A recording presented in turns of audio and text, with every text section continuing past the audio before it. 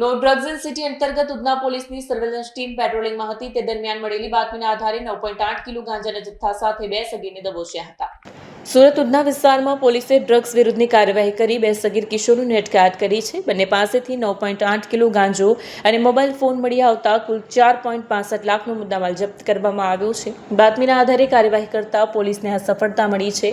બંને સગીરો સામે NDPS act હેઠળ ગુનો નોંધી આગળની તપાસ હાથ ધરવામાં આવી છે. પોલીસ આ ગાંજાના સોર્સ અને રેકેટમાં સામેલ અન્ય આરોપીઓની શોધખોળ કરી રહી છે. આ ઘટનાએ સગીરો ડ્રગ્સના ધંધામાં સંડોવાતા હોવાનું ઉજાગર કર્યું છે, જે સમાજ માટે ગંભીર ચેતવણી સમાન છે. ઉધના પોલીસ સ્ટેશનમાં ગઈકાલે એક એનડીપીએસનો ગુનો દાખલ કરવામાં આવ્યો છે. હ્યુમન સોર્સથી અમારી પાસે ઇન્ફોર્મેશન હતી કે ઉધના પોલીસ સ્ટેશન વિસ્તારનો જે ભાટેના એરિયા છે એમાં એલએન પાર્ક સોસાયટીની પાછળ જે ખાડીવાળો રસ્તો છે એ ખાડીવાળા રસ્તેથી થઈને 2 ઈસમો નીકળનાર છે, જે આ એનડીપીએસનો ગાંજાનો અથવા તો જે એનડીપીએસનો મુદ્દામાલ છે એ લઈને આવનાર છે. જે ખાડીનો પાછળનો રસ્તો છે ત્યાંથી M4 માર્કેટ તરફ 2 અજાણ્યા ઈસમો આવતા હતા. આ ઇન્ફોર્મેશનના આધારે પોલીસે કાર્યવાહી કરી, બંનેને રાઉન્ડઅપ કર્યા અને જે એમની પાસે મુદ્દામાલ હતો એ ચેક કરતા ગાંજો મળી આવ્યો હતો, જેની કિંમત આશરે 4,62,000 રૂપિયા છે અને એ જથ્થો છે 9 કિલો 200 ગ્રામ જેટલો.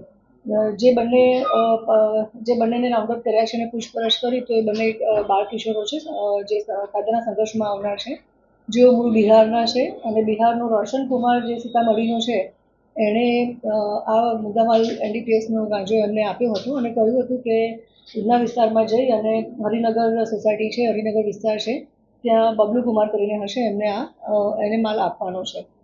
તેઓ બંને સવારે કાલે ટ્રેનમાં બિહારથી જ આવ્યા હતા અને હ્યુમન સોર્સથી જે અમારી પાસે ઇન્ફોર્મેશન હતી એના આધારે આખો કેસ કરી નાખવામાં આવ્યો છે અને કાયદાના સંઘર્ષમાં આવેલા જે 2 કિશોર છે એમને પણ અમે આગળની કાર્યવાહી કરી છે અને જે આરોપી બાકી છે એમને પણ અમે અટક કરીશું. પ્રાઇમરી જે ઇન્ટ્રોગેશન કર્યું છે એમાં એવો ખ્યાલ આવ્યો છે કે જે કાયદાના સંઘર્ષમાં આવનાર એક કિશોર છે એણે હકીકત આપી છે કે અગાઉ થોડા સમય પહેલાં 20 કિલો ગાંજો લઈ અને બોમ્બે પણ આપવા ગયો હતો. એનો મતલબ આ એક રેકેટ ચાલી રહ્યું છે, જે સંદર્ભે અમે ઊંડાણપૂર્વક તપાસ કરી રહ્યા છીએ અને આગળનું પણ જે આરોપી છે એને પણ અમે અટક કરીશું. જે આ ક્યાંથી લાવતા હતા અને આ જે ગાંજો હતો એ છૂટક રીતે વેચાણ કરતા હતા વિસ્તારમાં? મેં હમણાં જ કીધું એ પ્રમાણે જે બંને બાળ કિશોરો છે એમને તો માત્ર કુરિયર તરીકે જ એમનો ઉપયોગ કરવામાં આવ્યો હતો. બિહારથી આવ્યા હતા. બિહારના જે રોશનકુમાર કરીને મોકલનાર છે એણે આ બંનેને કુરિયર તરીકે યુઝ કરી અને ગાંજાના મુદ્દામાલ સાથે અહીંયા સુરતમાં ઉધના ખાતે મોકલ્યા હતા. બબલુ કોણ છે ને શું કામ કરે?